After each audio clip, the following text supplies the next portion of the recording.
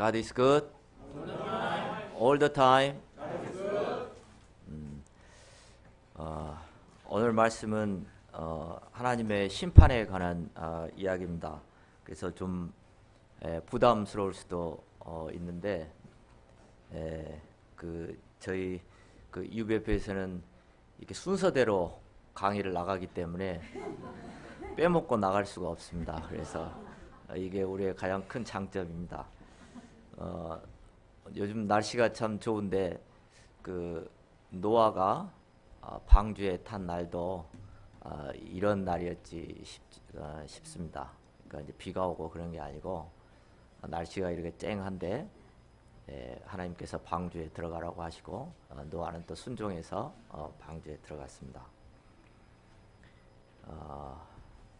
오늘 요절 말씀 7장 1절 말씀 읽고 시작하겠습니다. 시작. 여호와께서 노아에게 이르시되 노아 내 음은 방주로 들어가라. 이 세대에서 내가 내 앞에 의로움을 내가 보았음이니라. 제가 잠시 기도하고 시작하겠습니다. 감사하신 하나님 아버지, 저희가 이 시간 하나님의 이 공의로운 심판을 제가 깊이 또 살펴보고 또 저희가 또 장차올 또 심판에 저희가 이 땅에서 어떠한 자세로 살아야지 마땅한지 또 이 시간 깊이 또 배우고 생각해보는 시간이 되게 도와주시기를 간절히 기도합니다. 예수님 이름으로 기도합니다. 사람들은 하나님의 심판을 이야기하면서도 정작 그 심판을 믿지 않습니다.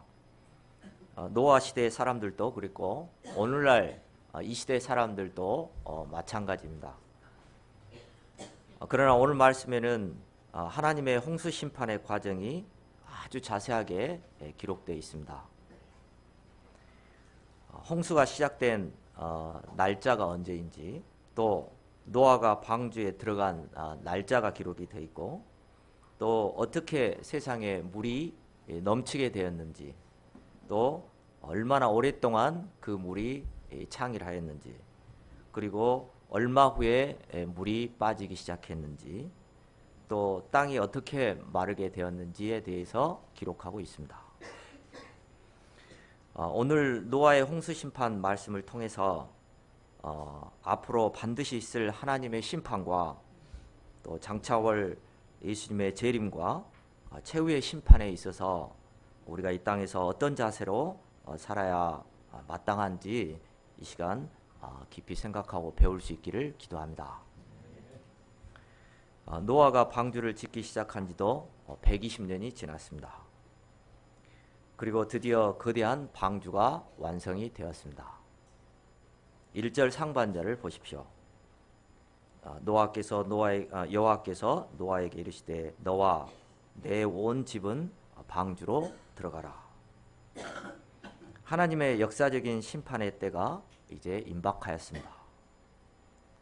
하나님께서 아담을 창조하신 때로부터 몇 년 정도 흘렀을까요? 약 1650년 정도, 그 세세 계보를 계산을 해보면은 약 1650, 정확히 1659년인가 그렇습니다. 그러니까 상당히 그 오랜 시간이 흐른 걸 알 수가 있습니다. 왜냐하면은 BC 우리가 지금 2100년 정도밖에 안 되니까, 그죠? 그 정도의 시간이 흐른 거죠. 하나님께서 이제 노아와 그 식구들이 방주로 들어가도록 명하십니다. 이 방주를 설계하신 분은 하나님이십니다. 노아는 하나님의 설계대로 그냥 방주를 지었습니다. 방주가 너무 커서 힘들다고 나름대로 꾀를 부려서 작게 만들지도 않았습니다. 고페르 나무가 구하기 힘들다고 소나무로 만들지도 않고 역청도 밖에만 대충 칠하지 않았습니다.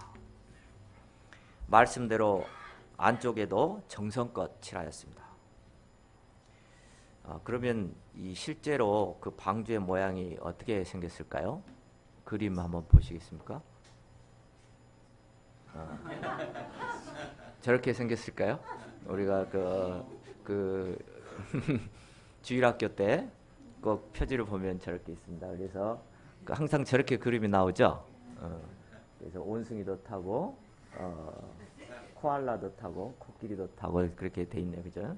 무지개가 있고 까마귀가 날아다니고. 근데 절대 저렇게 안 생겼습니다. 저렇게 방주를 만들면은 금방 뒤집어집니다. 그 다음 그럼 방주는 뭐 같이 생겼습니까? 상자같이 생겼습니다. 박스처럼 생겼습니다. 방주 모형은 배 형태가 아니고 긴 박스 모양입니다. 바람을 받을 돛도 없고 엔진도 없고 로도 없습니다. 방향키도 없습니다. 그냥 물 위를 떠다니는 박스입니다. 방주는 어디를 가려고 만든 보트가 아니고 아크입니다. 그 성경의 아크라는 단어는 여기 말고 두 번 나오는데 한 번 더 나오는데 그 아기 모세를 나일강에 담아 보낼 때 뭐에 담아 보냈죠? 갈대 상자에 담아 보냈습니다. 그 갈대 상자를 표현할 때 성경에서 아크라고 표현을 하고 있습니다. 오늘날 과학기술의 발전으로 이 방주 모형에 대해서 수많은 실험이 실제로 행해졌습니다. 선박의 안전성을 테스트할 때는 세 가지를 한다고 합니다. 첫 번째로 보건 안전성.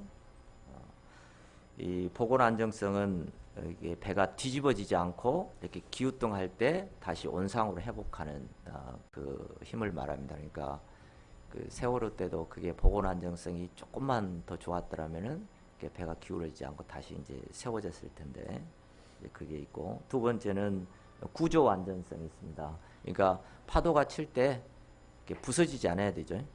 뭐 배가 반토막이 난다든지 그러면 안 되죠. 세 번째는 파랑 안전성입니다. 그러니까 아무리 배가 튼튼해도 그 배 안에 있는 너무 이렇게 흔들리면은 배 안에 있는 사람들이 다 멀미해서 죽으면은 안 되잖아요. 그래서 배 안에 타고 있는 사람이 얼마나 편안한가 그것을 하는 게 파랑 안전성입니다. 이 세 가지를 테스트한다고 합니다. 방주의 비율은 10대 1.7대 1입니다. 방주 사진을 다시 한번 좀 보여주시겠어요? 네. 그 다음 사진. 네. 어떻게 방주가 좀 안전해 보이십니까? 말을 안 하시네요. 여러분이 배를 예를 들어서 홍수가 있겠다, 내가 배를 만들어야 되겠다, 그럼 저렇게 만드시겠어요?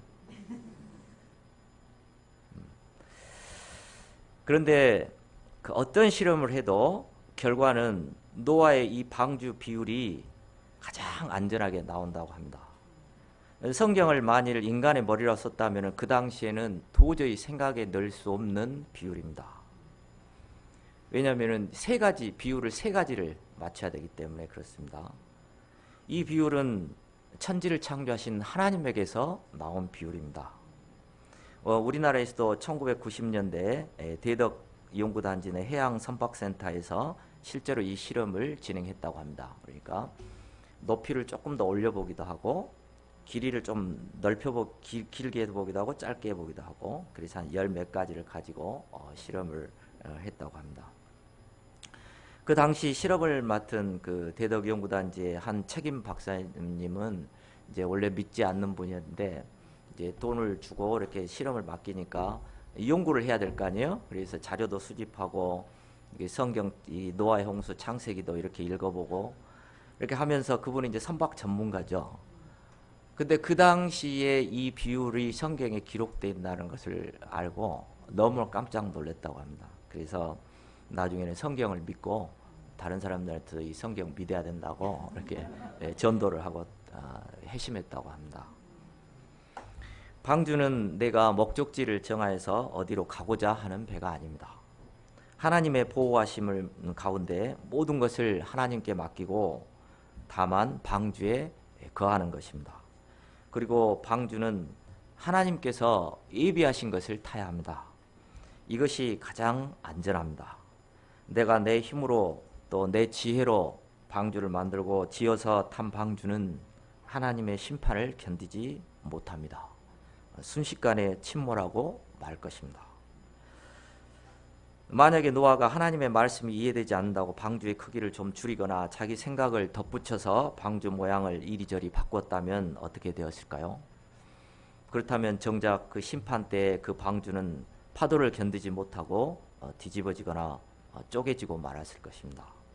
하나님의 말씀에는 축복의 말씀도 있지만 순종하기에 잘 이해가 되지 않고 또 부담스러운 말씀도 있습니다. 우리는 어떤 말씀이든지 말씀 앞에서 있는 그대로 또 절대적으로 순종하고자 힘써야 합니다. 그러면 반드시 절체절명의 위기 가운데 말씀이 우리의 방주가 되어 우리를 유혹과 파멸에서 구원할 것입니다. 노아 부부와 세 아들 부부 8명이 방주로 들어가게 되었습니다. 노아의 할아버지가 누구죠? 노아의 할아버지는 무두셀라입니다. 무두셀라는 가장 오래 장수한 사람으로 유명하죠. 무두셀라는 가장 오래 살았지만 홍수 심판 1년 전에 하나님께서 하늘나라로 데려가셨습니다. 그 노아의 아버지 라멕은 할아버지보다 조금 더 일찍 돌아가신 것 같아요. 그래서 홍수 심판 약 5년 전에 하나님께서 데려가셨습니다. 그러므로 하나님께서는 노아의 직계 그 가족이 한 명도 홍수 심판에 휩쓸리지 않게 하셨습니다. 그리고 그 노아와 그 집안을 온전히 구원하여 주셨습니다. 노아가 방주를 120년 동안 지었기 때문에 할아버지 무두셀라와 아버지 라멕이 약 110년 동안은 옆에서 노아가 방주 짓는 것을 지켜보았을 것입니다. 그걸 지켜보면서 노아에게 많은 믿음의 격려와 힘이 되었을 거라고 생각이 됩니다. 우리는 저번 강의에서 가인의 족보와 셋의 족보에 대해서 배웠습니다. 가인의 그 족보를 보면은 그 야발이라는 자가 있었는데 그에 대해서 소개를 하는데 그는 장막에 거하며 가축 치는 자의 조상이 되었다고 나옵니다. 그러니까 그가 인류 역사상 처음으로 가축을 대량으로 사육하기 시작한 것입니다. 오늘날로 말하면은 대재벌이 된 것입니다. 그의 아우 유발은 풍소와 수금 잡는 자의 조상이 되었다고 기록하고 있습니다. 그러니까 오늘날로 말하면은 세상 엔터테인먼트계의 조상이 된 것입니다. 세상에서 가장 인기 많은 연예인이라고 할 수 있습니다. 두발간이라 하는 자는 구리와 새로 여러 가지 기구를 만드는 자라고 하였습니다. 그러니까 당시에 최첨단 기술자라고 할 수 있습니다. 그리고 첨단 무기 제조자라고 할 수 있습니다. 이렇게 그 대단한 세 아들을 둔 아버지가 바로 라멕입니다. 그러니까 그가 얼마나 교만했겠습니까? 이들은 세상을 지배했고 잘 나가는 자들이었습니다. 한편 노아의 족보는 어떠합니까? 가인의 후손들처럼 세상에서 잘 나갔다는 말씀이 한마디도 없습니다. 하지만 이들에게는 믿음의 계보가 있었습니다. 노아의 증조 할아버지는 에녹으로 하나님과 동행함으로 죽지 않고 하나님이 데려가셨습니다. 할아버지 무두셀라는 가장 장수하는 축복을 누렸고 아버지 라멕은 당대의 의인이요 완전한 자라 일컬어지는 노아를 양육하였습니다. 하나님께서는 세상에서 잘나간 자들을 다 제껴두시고 이렇게 평범하지만 믿음이 있는 노아를 택하시고 노아를 심판에서 구원하시고 또 장차 인류의 대를 이어가도록 쓰셨습니다.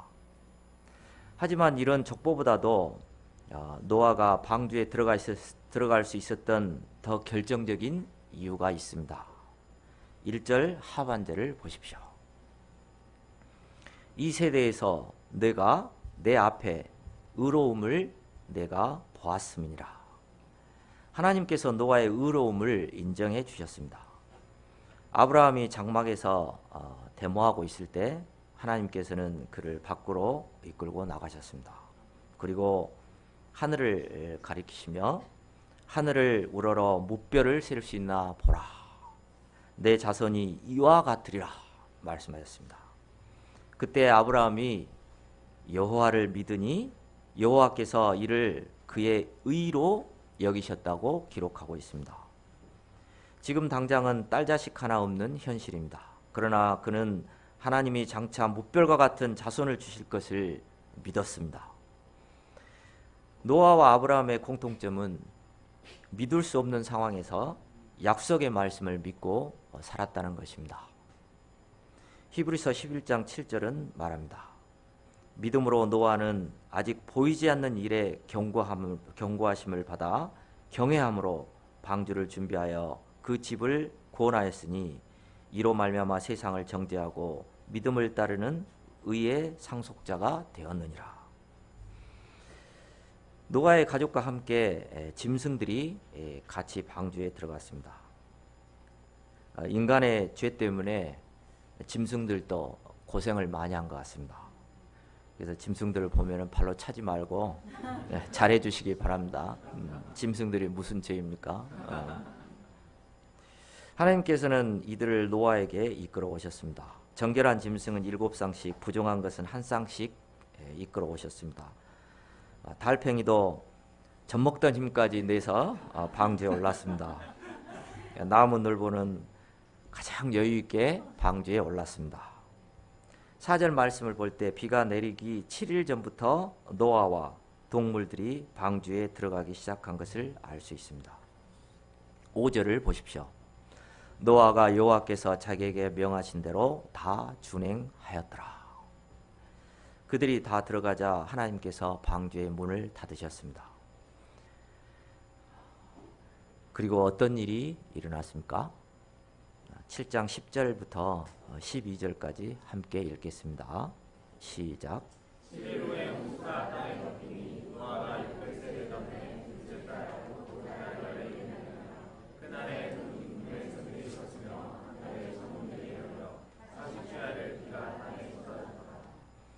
노아가 600세 되던 해, 그 해 2월 17일은 역사적인 심판의 날이었습니다. 성경은 그날에 큰 기쁨의 샘들이 터지며 하늘의 창문들이 열려 40주야를 비가 땅에 쏟아졌더라 하고 기록하고 있습니다.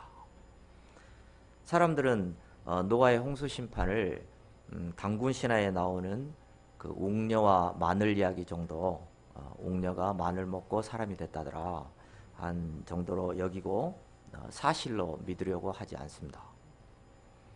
왜냐하면 아무리 그래도 비가 40일 동안 온다고 해서 온 세상이 높은 산까지 물에 잠기겠느냐 하는 것입니다.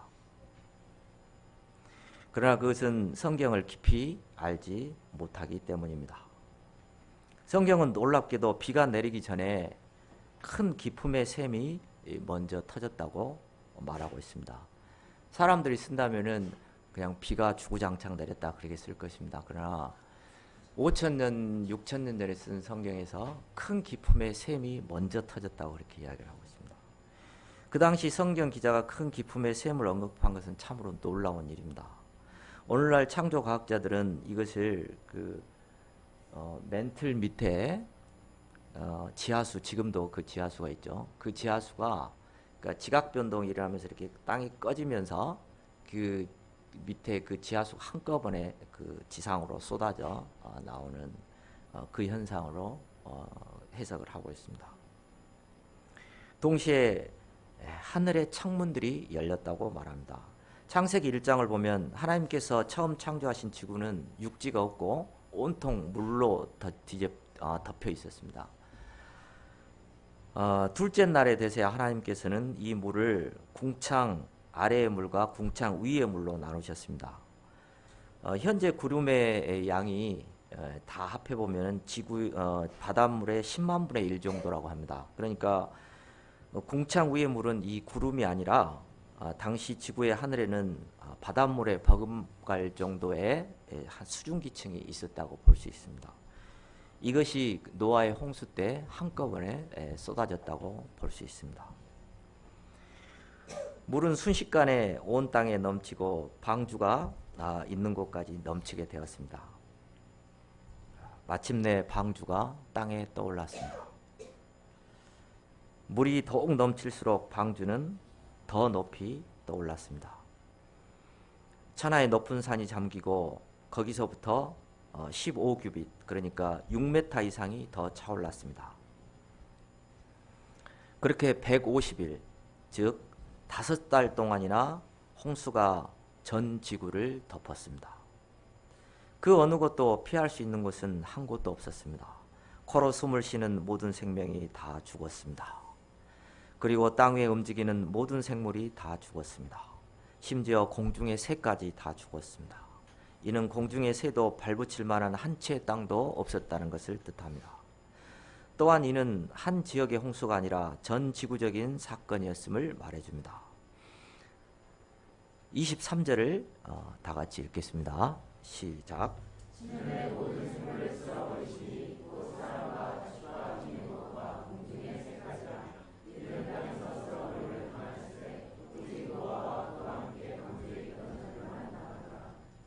모든 생물이 죽고 방주에 타고 있던 노아와 동물들만 살아남았습니다.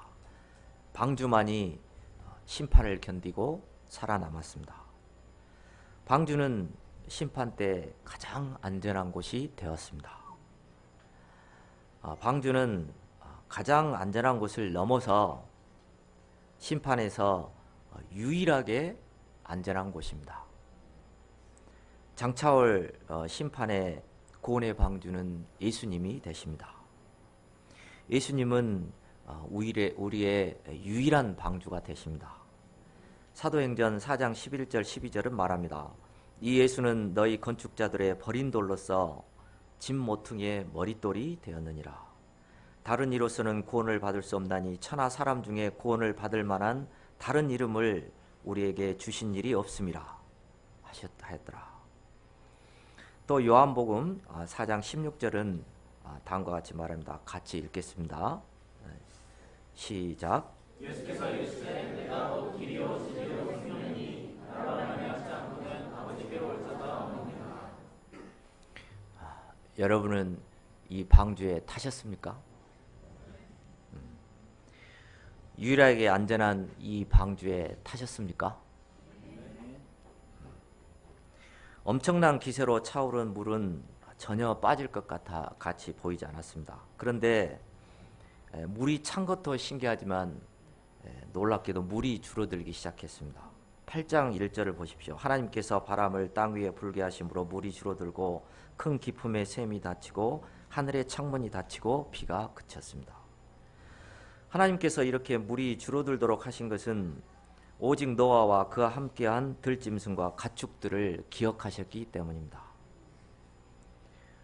우리들은 손바닥에 이렇게 뭘 적어놓고도 잘 잊어버리는데 뭘 어디다 놓고 하나님께서는 그 노아와 하나님께서 태우셨잖아요.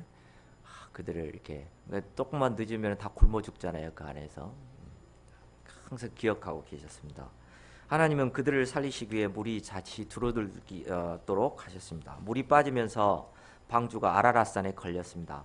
지금 터키 동부에 있는 산입니다. 물이 점점 더 줄어들어 낮은 산들의 봉우리까지 보이기 시작하였습니다. 노아는 까마귀와 비둘기를 놓아서 지면까지 물이 말랐는지를 알아보고자 했습니다. 비둘기가 돌아오지 않자 노아는 이제 거의 물이 다 빠졌음을 확신하고 드디어 방주 뚜껑을 제치고 사방을 둘러보았고 지면에서 물이 거쳤음을 보았습니다. 이때가 노아가 601세 되던 해 1월 초입니다. 그러나 노아는 하나님의 말씀이 있기까지 아직 계속 방주 안에 거하였습니다. 비로소 하나님의 말씀이 노아에게 임하였습니다. 8장 15절 16절을 함께 읽겠습니다. 시작.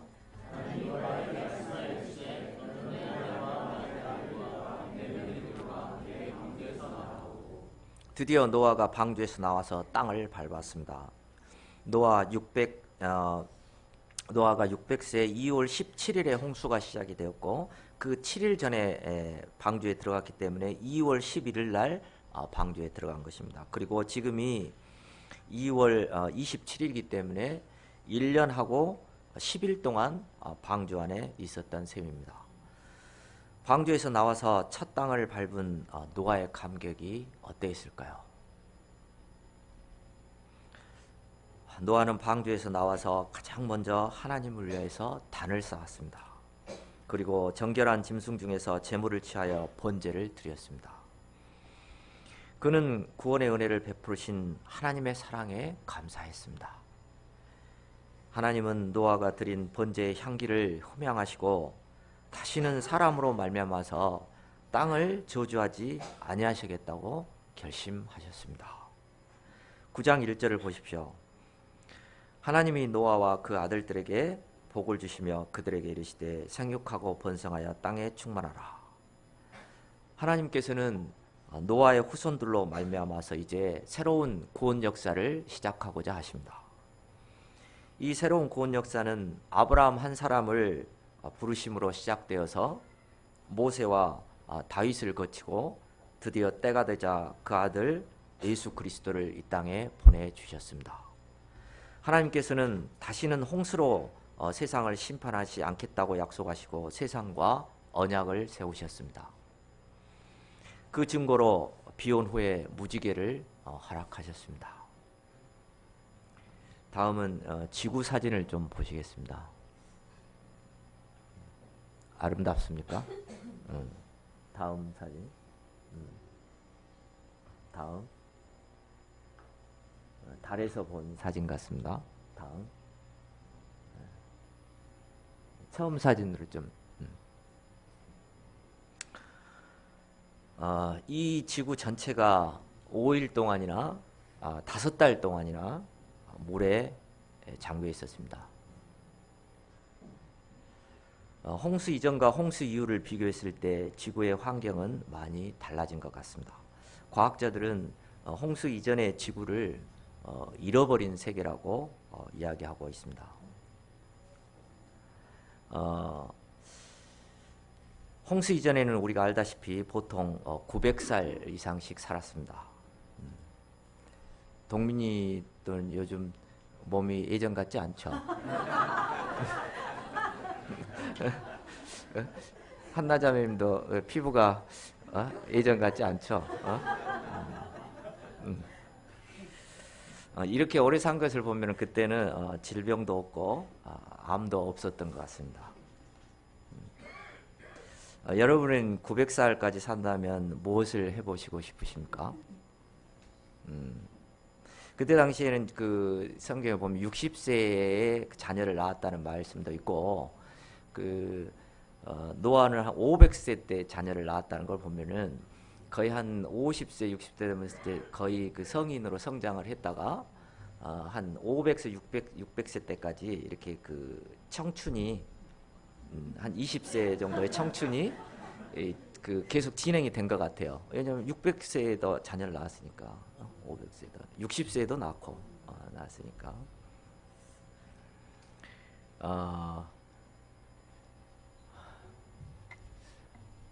홍희상 목자님은 이제 20살 때가 우리가 가장 팔팔하잖아요. 군대에 저 있을 때 그때 당시 청춘으로 한 600년을 산다.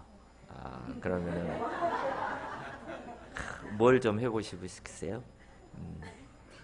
지금 센터에서 100세가 넘으셔서 우리의 최고령이신 할머님은 그때 당시의 나이로 보면은 이제 새색시 이 정도로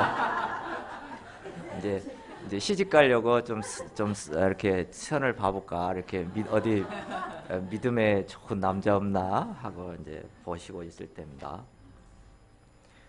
지금 우리 여기 예배 보는 사람들 중에 250살 미만 되신 분들은 예배가 끝나면은 학생회로 가야 합니다. 또 100살 미만은 다음 주부터 여기 오지 마시고 MBF나 CBF로 가셔야 합니다. 우리가 보통 한 600살 정도까지 600년 정도 목자 생활을 한다고 하면은 다들 양들이 한 500명, 1000명, 3000명 정도 되고 유해별로 세계 선교 보고대를 하면은 한 3,000명, 5,000명씩 요회별로 하시면 됩니다. 어떤 사람은 나는 자녀를 많이 낳아서 승부를 보겠다 하시는 분들은 한 1, 2년에 한 명씩만 낳아도 한 300명. 사모님들한테는 죄송합니다. 나중에 선자와 증손자까지 모이면은 한 700세 기념식에는 한 3,000명 정도 되지 않을까. 그래서 저기 잠실 운동장을 빌려서 해야 될 것 같습니다. 요리를 좋아하시는 분이 있다면은 프랑스 요리, 중국 요리, 또 이탈리아 요리, 인도 요리, 세계 모든 요리를 다 배워볼 수 있습니다. 우리가 바이올린도 누구나 마음만 먹으면은 사라 사모님 정도까지 해볼 수 있습니다. 한 100년 배우면은 안 되겠어요? 공연을 좋아하시는 분이 있다면은 한 50년 계획을 짜셔가지고 전 세계를 순회하시면서 좋은 공연을 다 보고 오셔도 한 50년밖에 안 걸립니다. 공부를 좀 더 하고 싶으신 분이 있다면 박사학위 한 개 한 10년씩 잡고 물리학, 천문학, 과학, 의학, 생물학, 경영학 10개를 해도 100년밖에 안 걸립니다. 또 좁은 한국에서만 살 것이 아니라 아프리카 그 초원에서 사자들과 같이 한 100년 살아보고 심심하면 미국 가서도 한 100년 살아보고 유럽에서도 한 100년 또 카리브의 그 아름다운 섬에 가서도 또 한 100년 살아보고 그래도 400년밖에 안 지났어요. 500년 남았어요 아직도. 이렇게 보면 아담이 범죄하기 전의 세상은 얼마나 더 좋았을까라는 생각이 듭니다. 근데 이렇게 좋은 환경이 좋은 데서 사람들이 무엇을 했습니까? 아담과 하와는 선악과를 따먹었습니다. 믿는 자의 후손인 셋의 조사는 셋의 후손들은 세상 자매들을 쫓아서 세상으로 나가서 타락했습니다. 평화로워야 할 세상은 포악이 가득 찬 세상이 되었습니다. 6장 11절을 보면은 그때 온 세상이 하나님 앞에 부패하여 포악함이 가득한지라. 영어로 보면은 뭐라고 되어 있죠? 석채 목자님 영어로 한번 읽어봐 주실래요? Now the earth was corrupt in God's sight and was full of violence.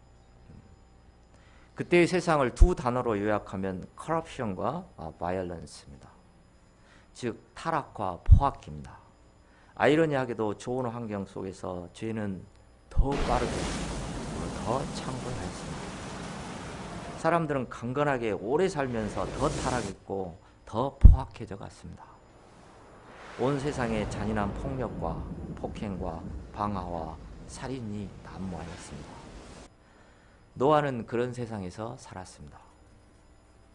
하나님은 이런 세상을 심판하실 수밖에 없었습니다. 우리는 하나님의 홍수 심판을 떠올리면 여름에 장마철처럼 비가 좀 와서 이제 신발이 좀 슬리퍼 신고 다니다가 신발이 좀 차서 무릎까지 좀 차서 무릎을 좀 걷고 다니다가 그래도 제기천이 넘치니까 5층으로 피하다가 5층까지 넘치니까 다 빠져 죽었다.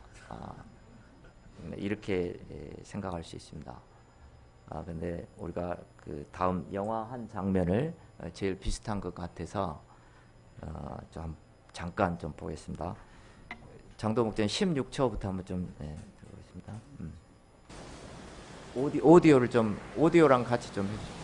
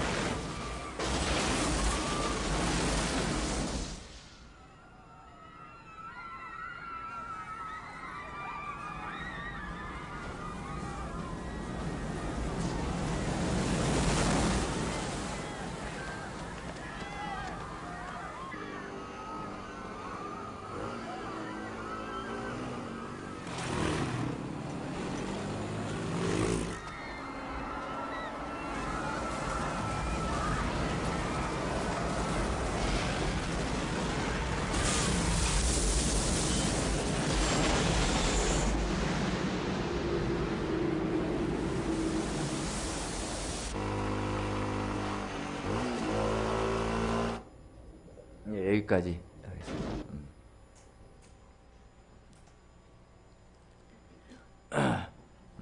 우리는 홍수 심판을 통해서 몇 가지 중요한 사실을 배우게 됩니다. 첫째, 하나님의 심판은 무섭고 철저하다는 것입니다. 하나님의 심판 앞에서 숨을 수 있는 곳은 아무데도 없습니다.